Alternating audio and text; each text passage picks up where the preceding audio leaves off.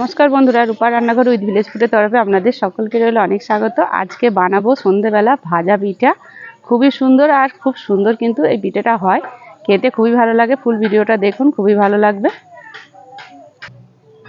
দেখুন বন্ধুরা, গাছে কি সুন্দর রক্তগাঁদাও ফুল হয়েছে, দেখতে খুব সুন্দর লাগছে। এক গাছ ভর্তি হয়ে গেছে ফুলে। এখানে চালের গুঁড়ি নিয়েছি, আর এই গুঁড়িটা কিন্তু শিলেতে গুঁড়ো না।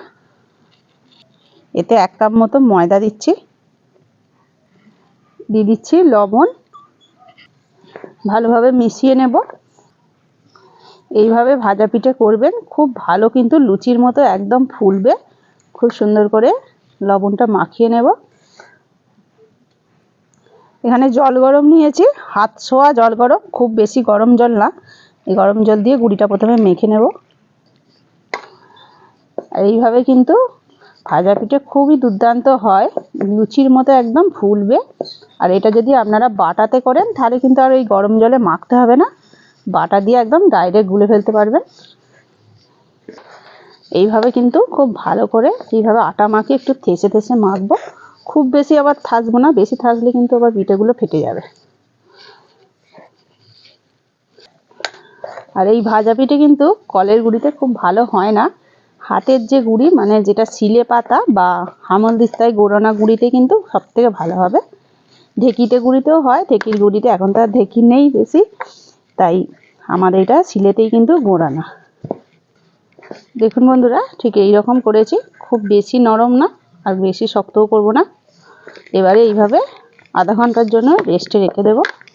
কড়াইয়ে চিনি দিয়ে দিয়েছি, দিয়ে দিচ্ছি একটু জল।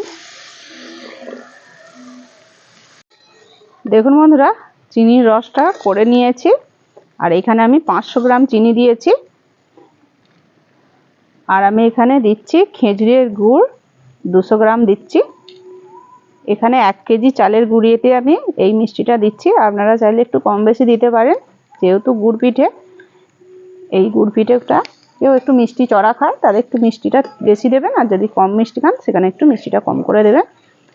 গুড়ের কিন্তু খেজুরের গুড়ের জন্য স্বাদটা খুবই সুন্দর আসবে।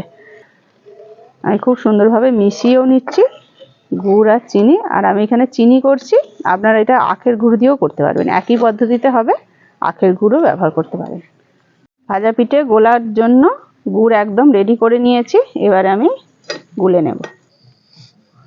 এবার এই গরম গুড়ি দিয়ে দেবো অল্প অল্প করে, আর এইভাবে হাতায় করে করে নাড়বো।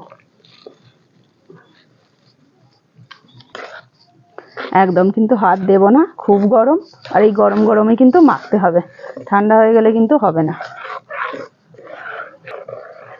এইভাবে গুলে নেব। এই যে ডালাগুলো আছে এগুলো কিন্তু খুব ভালোভাবে মেশাতে হবে। কড়াইয়ে তেল গরম হয়ে গেছে, দিয়ে দিচ্ছি গোল্লাটা।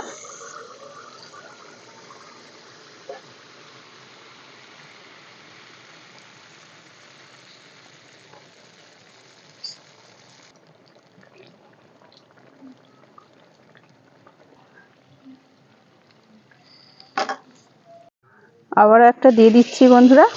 আর এখানে একটা কথা বলে রাখি, যদি ঘন হয়ে যায় গোলাটা তাহলে কিন্তু একটু গরম জল করে গোলায় দিতে পারবেন, ঠান্ডা জল কিন্তু একদমই দেবেন না।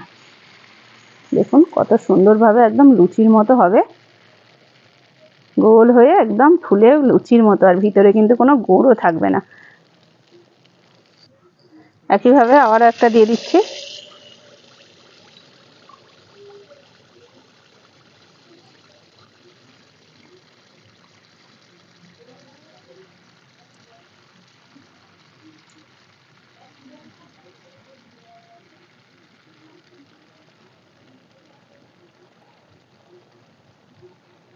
এইভাবে বানান ভাজা পিঠে, খুবই টেস্টি আর একদম লুচির মতো ফুলে উঠবে। আমার এই ভিডিওটা ফুল দেখুন, আর একদম চোখ বুজে কিন্তু আপনারাও বানিয়ে ফেলতে পারবেন। আর ভালো লাগলে লাইক শেয়ার কমেন্ট করবেন বন্ধুরা। চ্যানেল নতুন হলে চ্যানেলটা সাবস্ক্রাইব করবেন, পেজ থেকে দেখলে পেজটা কিন্তু ফলো করে পাশে থাকবে। আপনারা এইভাবে বানান, খুবই ভালো লাগবে। আজকের মতো ভিডিওটা এখানেই শেষ করছি, আবার অন্য কোনো দিন নতুন একটা ভিডিও নিয়ে হাজির হবো আপনাদের কাছে। ততক্ষণের জন্য টাটা, নমস্কার।